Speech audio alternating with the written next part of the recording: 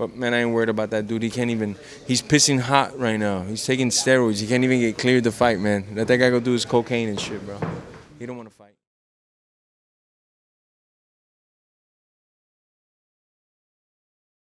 Hey, what's up, everybody? Marcos Villegas for Fight Up TV, powered by Stagefront VIP, being joined with Jorge Masvidal here in Los Angeles. His first time at the Wild Card. I know, I kind of noticed like you were like in awe of like the gym, and rightfully so. There's a lot of history here. A lot of history. I've been watching Freddie since I could remember, 14, 15 years old, as a coach, seeing the documentaries, the countdowns, and hearing throughout the sport as I grew more and more into the sport and more in combat.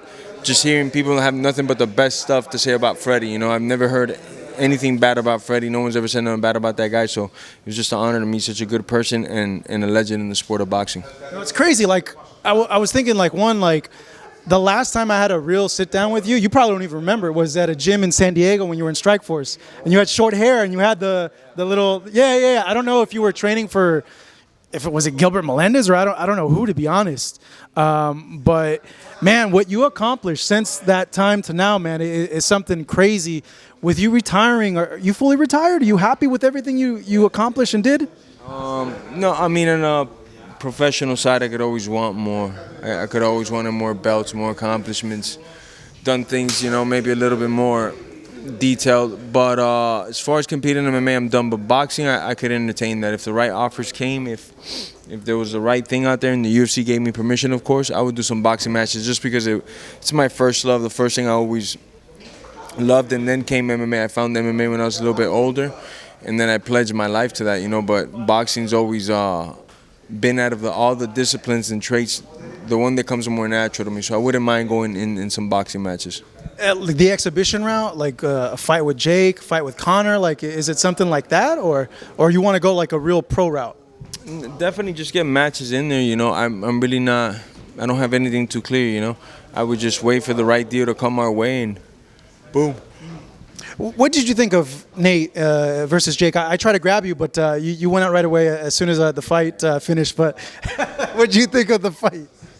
I put both those guys in the cemetery on a skill set level, on like the application of the sport level. I think they're both very behind, and you know, I mean, I don't know, you know, they're not like boxers, you know what I'm saying?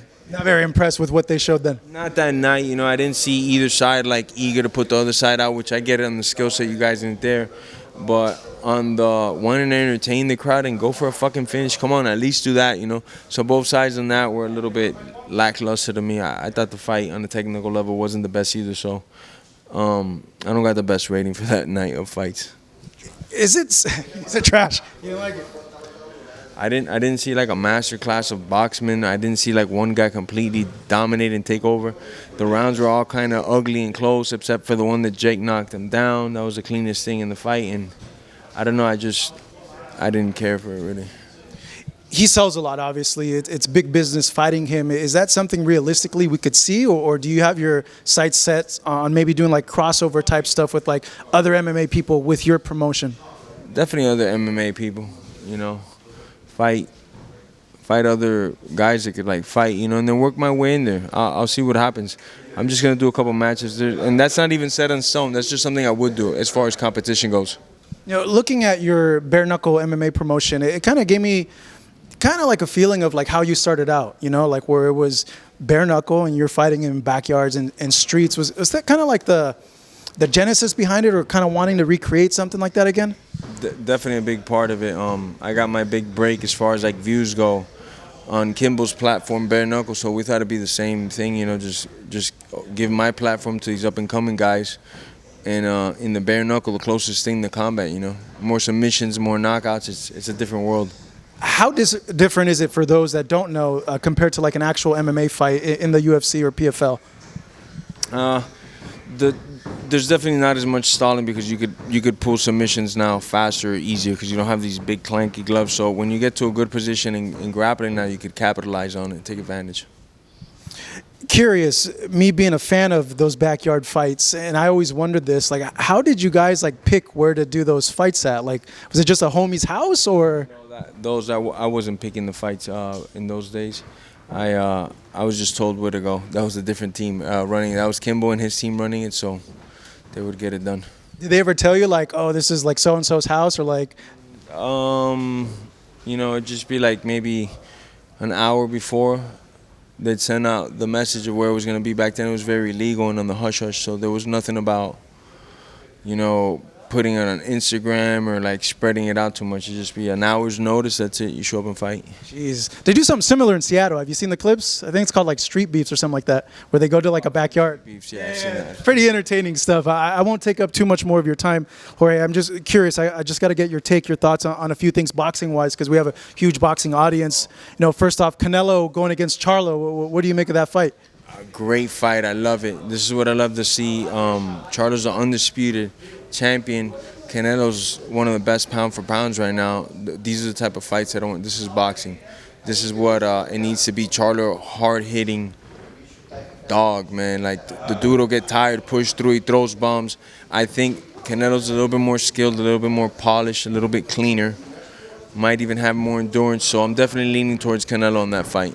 What do you make of people saying that he might be slipping a little bit given his last few performances? Do you buy into that at all? Do you see that, or do you think it's just, hey, guys have a bad night and it just happened to be one of those bad nights?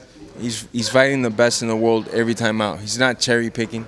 He's not doing like a lot of these guys that like, that guy's good, he's not preferable for my style, I'm gonna go fight this older guy. No, to me, from what it seems like, as a Canelo fan, is that he's fighting the best every time out. Now he's fighting Charlo, like he's not ducking anybody. There's a lot of more fights that he could have took for more money and a lot less of a risk. And he's willing to risk it all for his legacy, for greatness. And this is going to be another huge notch to his belt, I think. Who's willing to risk it all is Terrence Crawford. Said he wants to fight Canelo at 168, man. What do you think about that? Moving up 3 weight classes to fight a Canelo in an undisputed fight. That'd be history, right? I don't think that's been done.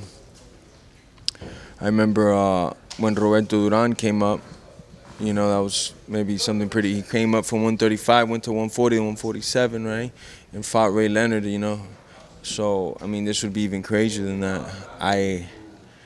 My mind can't even like do the math on that fight. It's such a good fight. Terrence could do it all. Terrence could punch, could slip, can rip to the body, clinch guys up, spin them around, keep him guessing, and then he could switch it up. He could just all of a sudden switch it up, go to the other stance and do something completely different, and just throws guys so off the rhythm.